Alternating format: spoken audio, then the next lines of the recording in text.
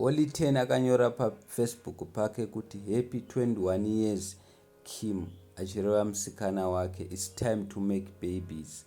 Asi vazukuru vambuya neanda they are not happy and they are not convinced kuti musikana waHoly 10 ane 21 years. Anzi iyo ichemberi ndiyo yamunoti ine 21 years here iyo. Vanhu vanga vachitaura guys, vamwe vakadedzera kuti body count is more than her age. Anyways, happy birthday, always you have aged. Zvazvitaurwa nevanhu vakasiyana siyana. Vamwe vadedzera kuti wakanaka zvavo, ko vamwe vadedzera she looks long ago. I don't know kuti vanga vachizama kudi, asi vamwe vadedzera she is 10 but she is not holy. Vanhu vanga vachitaura zvinhu zvakasiyana siyana. Vamwe vadedzera kuti age yake yanogona kunge ine 30 kana kuti 40 kana kuti 50. Kwete 21 yamutaura. Vamwe vadedzera kuti all along I was thinking she is older than me, but mwana mucheche. Vamwe 21, so how old was she when she had a first daughter? Vamwe vadedzera kuti ane mwana. I don't know kuti munoti kudi, saka ndonyaya iripo guys. Vamwe vadedzera kuti iwo Holy 10 uri kushandiswa semashandisiro akaitwa Stana naOlinda, musikana wachatiza kuenda kune Mbinga. Vamwe vadedzera kuti happy birthday the heart maker of 302 and one queen of queen.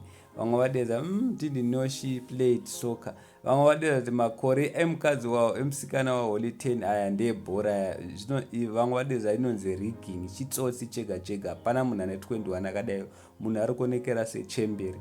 Vamwe vadedzera kuti pamwe imakeup yaisa ikumita kuti aonekere semunhu akakura zvisingaita. I don't know guys kuti munoti kudi, asi vanhu vataura zvinhu zvakawanda pamusoro penyaya iyi kuti iwe Holy 10 hapana zvakadaro. Vamwe vadedzera kuti iwe kana wakamitisa taura kuti ndakamitisa, kana uda kudira mukati, talula wakanyarara usati unyaudza uchitudza kuti it's time to make babies. Vamwe vakadedzera kuti uchadedzera kudaro, vamwe vouya vosikotora bhebhi racho worimitisa uchingoti it's time to make babies. Saka ndonyaya iripo guys. I don't know kuti munoti kudi, asi vanhu vataura zvinhu zvakasiyana siyana. Vamwe vanga vachiti congratulations vachifara nasamanyanga, vamwe vanga vachifarawo, asi vamwe vati happy gamu, vataura zvinhu zvakasiyana siyana. So guys, tiudze kuti munoti kudi pamusoro penyaya. Ari kunyepa panyaya yemakore ake here kana kuti nekuti vanhu vari kuti aya makore ebhora. Vamwe vari kudedzera kuti iwe uri kushandiswa mufana iwe vachireva Holy 10. Vari kuti dzikama usati udze zvisina nebasa. So thank you so much guys. Don't forget to subscribe to our channel.